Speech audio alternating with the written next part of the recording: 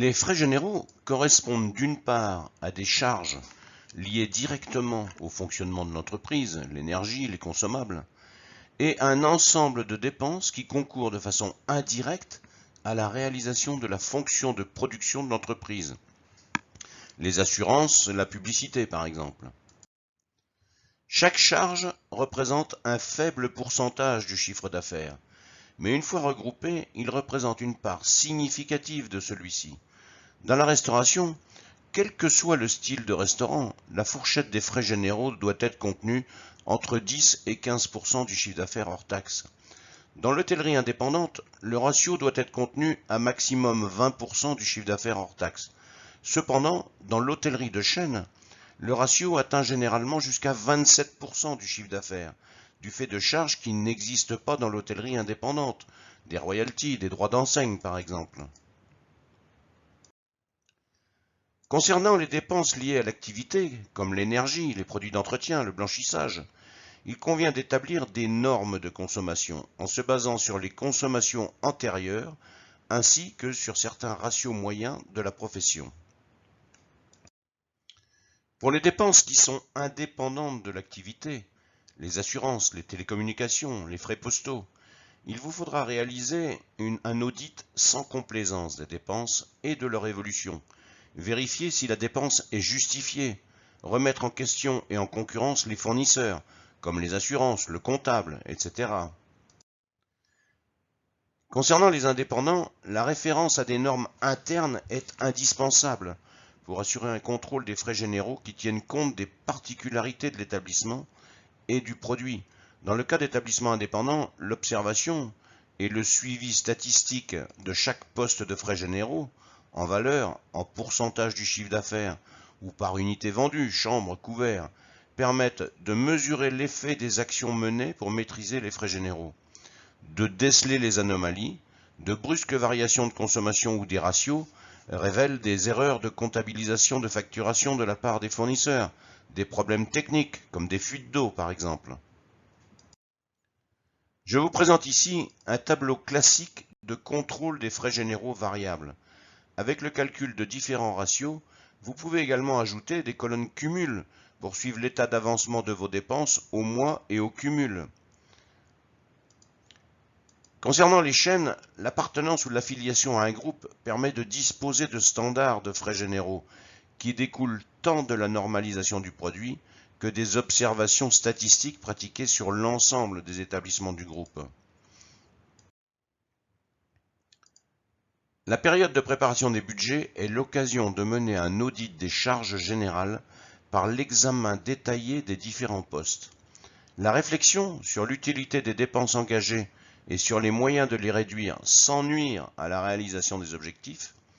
En phase de réalisation, l'analyse des écarts conduit à une réflexion sur leurs causes et sur les actions à entreprendre pour respecter l'allocation des ressources prévues au budget.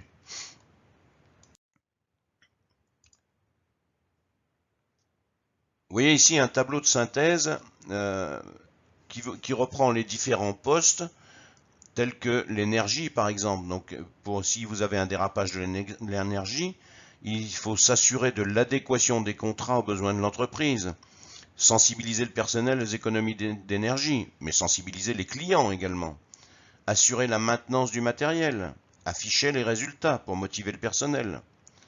Concernant le blanchissage, qui est variable en fonction du nombre de clients, il convient de renégocier les contrats tous les ans en fonction des offres de la concurrence et surtout de vérifier les factures. Le nettoyage, les produits d'entretien, il faut rechercher des produits ayant le meilleur rapport qualité-prix, instaurer des normes de consommation et les vérifier régulièrement, et également afficher les résultats. Vous avez ici les réparations. Les réparations, il faut mettre en concurrence les différents prestataires de maintenance, mais ne pas faire de fausses économies. Payer parfois quelqu'un qui vous fait largement en dessous du prix peut être trompeur sur la qualité du travail fourni. Le petit matériel, il faut sensibiliser le personnel aux pertes de matériel, instaurer une norme de consommation et la vérifier régulièrement, et toujours afficher les résultats pour motiver votre personnel. Les assurances, il faut mettre les compagnies en concurrence à garantie égale. Pour les frais postaux, il faut vérifier les factures de fourniture. Les fournitures de bureau, il faut analyser l'évolution des dépenses. Est-ce que vous dépensez plus ou moins que l'année d'avant? Est-ce que vous avez des possibilités de faire des économies? N'oubliez pas aujourd'hui que nous vivons une période où la dématérialisation existe. Commission sur moyen de paiement, c'est variable, vous devez négocier les taux de commission. La banque est un fournisseur comme les autres. Les honoraires, il faut améliorer les procédures administratives et comptables afin de diminuer le coût de la sous-traitance et vous pouvez également mettre votre comptable en concurrence. Mission réception, il faut apprécier l'utilité des charges engagées, isoler le coût des offerts. Et pour la publicité, pensez à vérifier l'utilité des charges engagées. Est-ce que la publicité que vous avez investie a apporté les résultats escomptés? Pour agir, il faut utiliser tous les leviers d'action possibles. Ils sont nombreux et certains sont négligés, voire oubliés. En voici une liste que chaque entreprise peut et doit compléter en fonction de ses spécificités. La baisse des prix par la négociation. C'est bien celle auquel on pense en premier, quelquefois à tort. Elle suppose une revue systématique du panel des fournisseurs, une négociation des contrats, des accords cadres. La rationalisation du portefeuille fournisseur. Les analyses préalables montreront souvent, au moins dans certains domaines, un nombre de fournisseurs trop important. Leur diminution sera synonyme d'économie. La maîtrise de la consommation, la baisse des quantités utilisées, c'est évidemment essentiel, mais nécessite un travail quelquefois important. La modification des spécifications pour un produit ou service, l'élimination d'une surqualité non valorisée par le client, interne ou externe, permettra des économies. Le choix entre faire ou faire faire. L'externalisation peut être l'occasion d'une meilleure productivité. Les achats à l'international et bien sûr dans les pays à bas coût. C'est possible aussi pour certains frais généraux et pas seulement pour les achats de production comme on pourrait le croire. L'organisation des achats. Il faut rappeler ici l'importance tant pour l'efficacité économique que pour le contrôle interne de dissocier le rôle du demandeur d'un produit ou service de celui en charge de l'acte d'achat. Les règles d'engagement de dépenses doivent permettre de trouver des solutions, y compris pour les petites structures. Quelle que soit la taille de l'entreprise, la mise en œuvre d'un plan de réduction des frais généraux est une opportunité de fonctionner avec des moyens plus ajustés. Mais le passage de l'analyse à la mise en pratique des décisions est souvent long.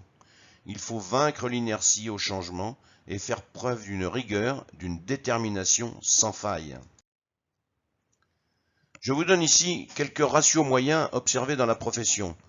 Vous devrez bien entendu ajuster ces ratios en fonction de votre établissement, en sachant que vous ne devez en aucun cas excéder le total des frais généraux de 20%, ce qui peut bien évidemment vous conduire à faire des arbitrages en fonction de votre compte d'exploitation.